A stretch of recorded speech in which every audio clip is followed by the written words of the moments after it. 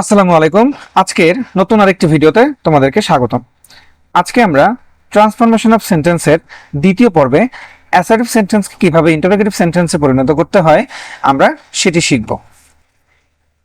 Rule number 1-এ যদি আমরা দেখি, যদি বাক্যে কোনো অক্সিলারি ভার্ব থাকে তাহলে সেটিকে বাক্যের পূর্বে বসাতে হবে, এবং বাক্যের মধ্যে যদি কোনো নট বা নো না থাকে তাহলে আমরা সেটি সামনে বসাবো, এবং যদি নট বা নো থাকে তাহলে সেটিকে আমরা তুলে ফেলবো।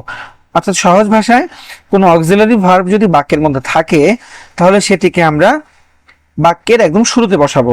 যদি বাক্যে নো অথবা নট না থাকে তাহলে আমরা অক্সিলারি ভার্বের পরপরই সেটা বসিয়ে ফেলবো। যদি বাক্যে নো বা নট থাকে তাহলে সেটি আর সামনে অক্সিলারি ভার্বের সাথে বসবে না, অর্থাৎ উঠে যাবে। কিন্তু ধরো যদি বাক্যে কোনো অক্সিলারি ভার্ব না থাকে সেক্ষেত্রে আমরা কি করব?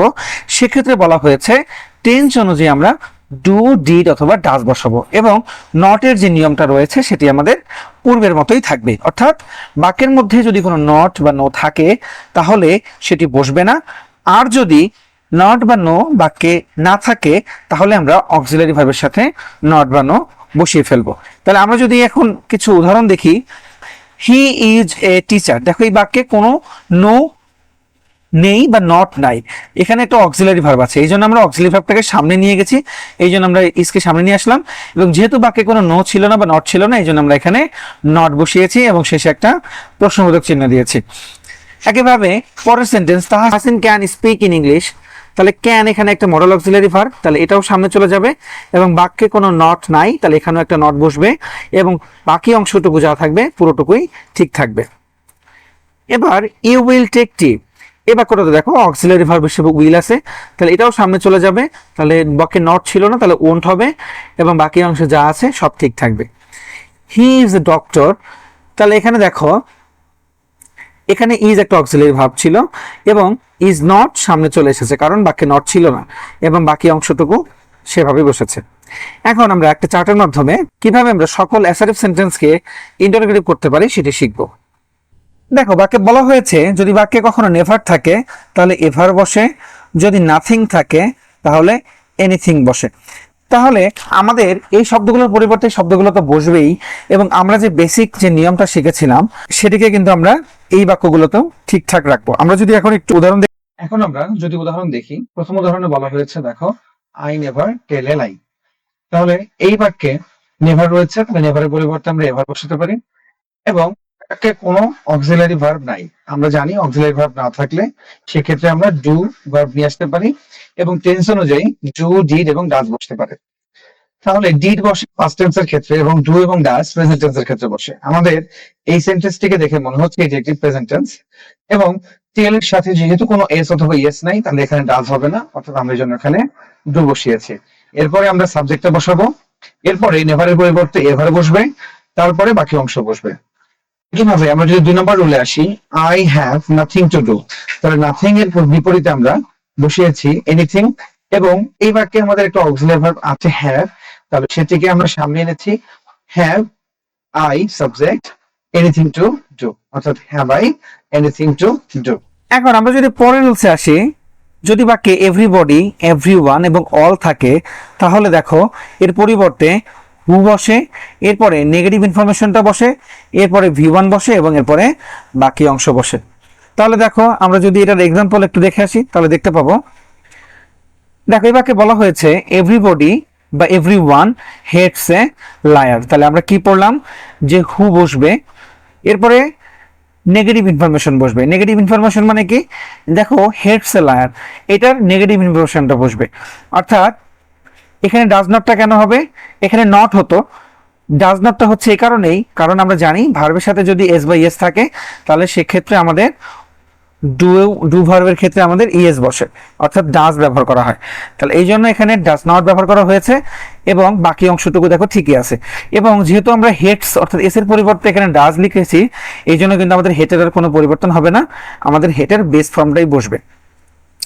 এরপরে যদি আমরা 4 নম্বর রুলসে আসি তাহলে দেখো বাক্যে যদি নোবডি, নান বা নো ওয়ান এই তিনটার যে কোনো একটা থাকে তাহলে আমরা এর পরিবর্তে হু বসিয়ে বাকি অংশটুকুকে ঠিক রেখে দিব, অর্থাৎ নোবডি, নান, নো ওয়ান যদি এসব আমরা কোনো বাক্যে দেখি তাহলে সেটাকে ইন্টারোগেটিভ করার সময় শুধু এর পরিবর্তে হু বসিয়ে বাকি অংশটুকু ঠিক রাখলেই আমাদের নেগেটিভ ইন্টারোগেটিভ হয়ে যাবে।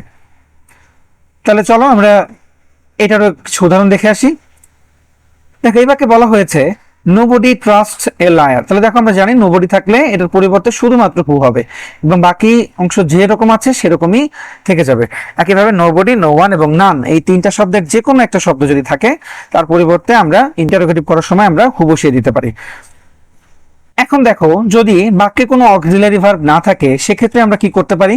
সেক্ষেত্রে আমরা টেন্স অনুযায়ী ডু, ডিড, ডাজ সাহায্যকারী ভার্বকে সাবজেক্টের পূর্বে বসাতে পারি। আমরা এইটা রুলস সম্পর্কে অনেক আগেই আলোচনা করে ফেলেছি যে আমরা কোনো অক্সিলারি ভার্ব যদি কোনো বাক্যে না দেখি তাহলে টেন্স অনুযায়ী ডু, ডিড, ডাজ বসবে। ডু এবং ডাজ প্রেজেন্ট টেন্সের ক্ষেত্রে বসবে এবং ডিড পাস্ট টেন্সের ক্ষেত্রে বসবে। ডাজ বসবে যদি ভার্বের শেষে আমাদের এস অথবা ইয়েস থাকে, সেই ক্ষেত্রে আমরা তখন ডাজ ব্যবহার করব। অন্য প্রেজেন্ট টেন্সের ক্ষেত্রে আমরা ডু ব্যবহার করব। তাহলে আমরা এটিরও উদাহরণ দেখে আসি। তাহলে দেখো আমরা যদি এখানে উদাহরণটা দেখি, দেখো বলা আছে দে প্লে ফুটবল। এখানে কি হয়েছে? Don't they play football. অর্থাৎ এখানে যেহেতু এটা আমরা বললাম যে এখানে প্রেজেন্ট টেন্স এবং প্লের সাথে কোনো এস বাই এস নেই, তাহলে এখানে এই জন্য এখানে ডোন্ট দে প্লে ফুটবল হয়েছে। একইভাবে দেখো হিমু লাইকড স্কেটস। তাহলে হিমু স্কেটস পছন্দ করতো, তাহলে লাইকড এটা কিন্তু হচ্ছে ভি2 ফর্মে রয়েছে, তাহলে অর্থাৎ পাস্ট ফর্মে রয়েছে। তাহলে আমরা জানি তাহলে এখানে হবে ডিড হবে, তাহলে ডিড নট হবে কারণ বাক্যে নট নাই। সো এখানে হবে ডিড নট হিমু লাইক, অর্থাৎ ভার্বের এখন বেস ফর্মটা বসবে।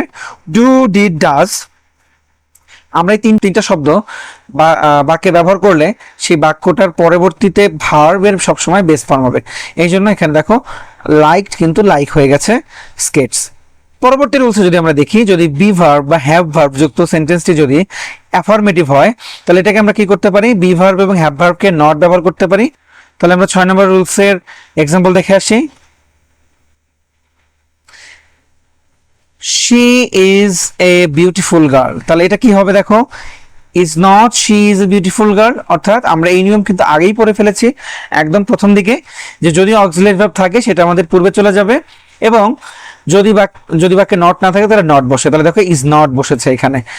এবং এরপরে কি দেখো হি হ্যাজ এ ড্রিম, তাহলে একইভাবে এটা হবে has not he a dream. তাহলে has not he a dream.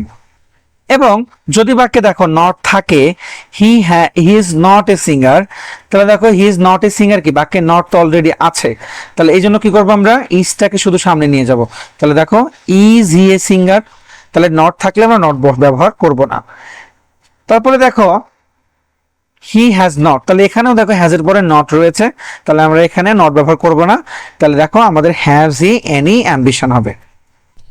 তাহলে আমরা এভাবেই নিম্নোক্ত যে আমরা নিয়মগুলো শিখলাম সেই নিয়মগুলোর মাধ্যমেই আমরা পুরোপুরিভাবে অ্যাসার্টিভ সেন্টেন্সকে ইন্টারোগেটিভে রূপান্তর করতে পারবো। আমাদের এই ক্লাসের সঙ্গে থাকার জন্য তোমাদেরকে সবাইকে ধন্যবাদ। আশা করি তোমরা সবাই বুঝতে পেরেছো। পরবর্তী পর্ব দেখার আমন্ত্রণ জানিয়ে আজকের মতো এখানেই বিদায় নিচ্ছি।